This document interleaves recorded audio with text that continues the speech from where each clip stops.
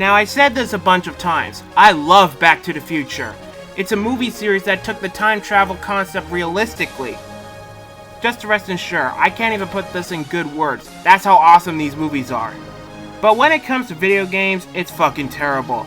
I already talked about them in full length on how much they suck, the big one. It's just sad that we Americans didn't get a retro Back to the Future game we hope and wanted. Now this brought a shock to me. Super Back to the Future 2 on the Super Nintendo. Oh yeah, I just said that. Needless to say, this is the first reproduction cartridge in my collection. Super Back to the Future 2 was originally released for the Super Famicom, the Japanese equivalent of the Super Nintendo. Even though this game is good, it didn't even get an international release. Okay, that was a boneheaded move. But it does beg the question, is this game really that good? Well, let's find out. So what we know that this game is developed by Toshiba EMI. The music is already on the good side with a 16-bit version of the Back to the Future theme.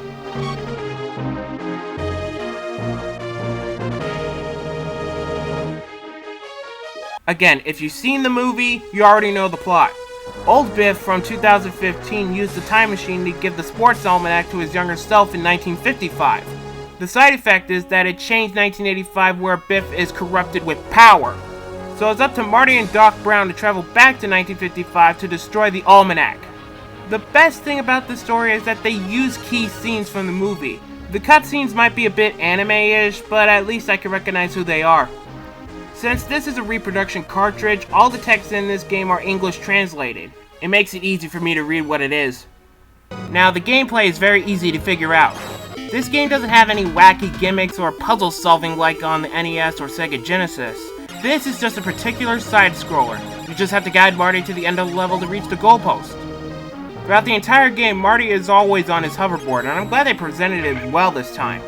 You just move right, left, jump, and speed up. That's all you do. You can't duck in this game, but I think it's programmed without it, so I'm good with it.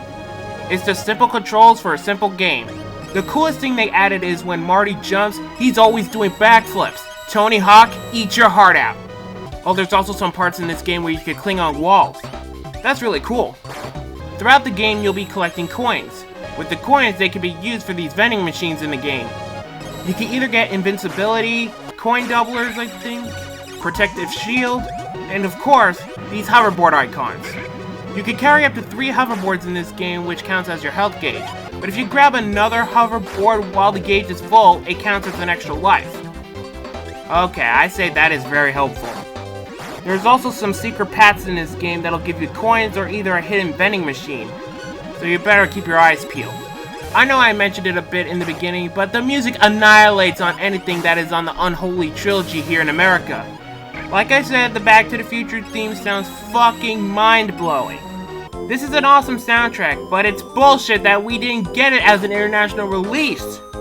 There's also some original pieces which it kinda sells the game pretty well. There are some gimmicks in this game that can get me a little pissed off. The first one is a bit minor. If Marty is not speeding up, his jump will be incredibly stiff. It does make it hard if you're trying to make a long jump to another ledge. Jumping on moving platforms are a little bit of a bitch. With all this shit going on the screen, it slows it down. There are some areas in this game that uses fans to get to high places, but some parts have obstacles in your way, which really pisses me off because I can't tell where they're going to pop up and strike. It's like the game is telling me that you need good timing if you want to get past here. Disappearing platforms? Oh yeah, this game has it too. But the last annoying part to mention in this game is that if you die anywhere in any level, you're going back. That's right, there's no checkpoints in this game. And but what's worse, if you lose all your lives, that's it, game over.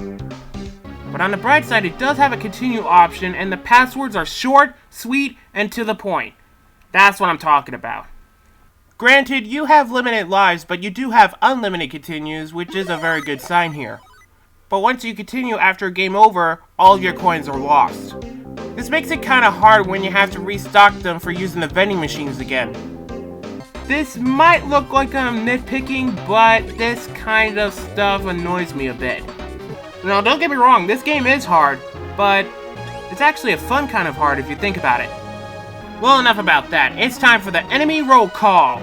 We got motoring trash cans, levitating news cameras, bikers, cops, thugs, bouncing Biff statues, John Rambo, rocks, and... Whoa, was that Mr. Strickland? Did I just kill Mr. Strickland in this game? Well, I think he deserved it because he was a big asshole to Marty. Man, this is a weird selection of enemies we got in this game. But whatever, the bosses make it up to it. You fight Griff twice in 2015. The second fight ends with him smashing into the clock tower like in the movie. Good stuff. You fight Corrupted Biff in 1985 along with his goons. And the last boss is, of course, 1955 Biff, while getting the Almanac back. Finishing off 1955 Biff is again the same way he got defeated in the movie.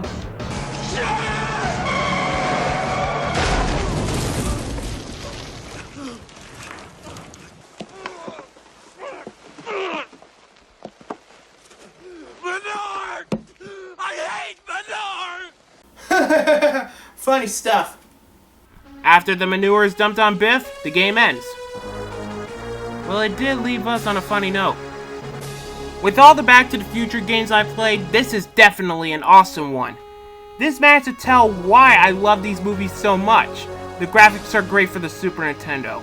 Both the foreground and the background graphics really captures the time period Marty is in. The cutscenes are fucking awesome. I was dying laughing watching these, especially this one when Marty got the wrong magazine. Good stuff. The controls are a bit stiff, but I had to say it's a massive improvement over the other games. As a Back to the Future fan, I highly recommend getting this game. You can either get it on the Super Famicom or take it from me. Just emulate the game. It'll save you a bunch of bucks. In conclusion, I'm gonna have to agree with the Angry Video Game Nerd said in his re-revisited Back to the Future video. Quote, "What the fuck is wrong with this fucking world? We get these shitty games, but not that one? I mean, why would you do that? It's good, but it's not great, but it's the best goddamn Back to the Future game I've ever played. It's actually a game. Why bury the gem and dig up the turd? Innocent people have suffered these fucking fuck heaps. People have developed fucking ties because of this shit. People have gone through horrible lives, kicking babies in the balls. If you want to go back in time and say to people, hey, there's a good Back to the Future game. Put this shit down and go to Japan. They want to look at you like you said, go fuck a goat on the surface of Mars. Well, thank you for taking a shit on us all." Unquote. Look, guys, I had to say that because I agree every single word that the AVGN said. That was a boneheaded move that the Japanese made. Why would we suffer these three shitty games and not get the best one that we hoped for? Kids in 1993 would have enjoyed that game. It would have been the best one that the franchise ever offered. But, well, that's all I have to say. I'm done with Back to the Future. If I want to get my thoughts on the current game, well, I might do that in a later time. Well, that's all I have to say. And Danny, thank you for... Danny? He found us. I don't know how, but he found us. Run for it, Thomas! Whoa, Danny, what's going on? What do you think? It is the internet trolls! Holy shit! I thought I took care of this asshole! Danny, what are we gonna do? You're on your own, kid! Wait, what?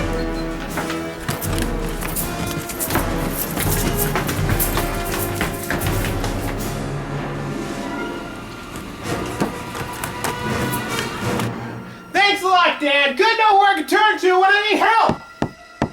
Oh God, he's here. I knew it! I knew you were a fake! You were a ripoff! You are a really ripoff! Shut up already! And now, with this evidence, I'll prove to the world!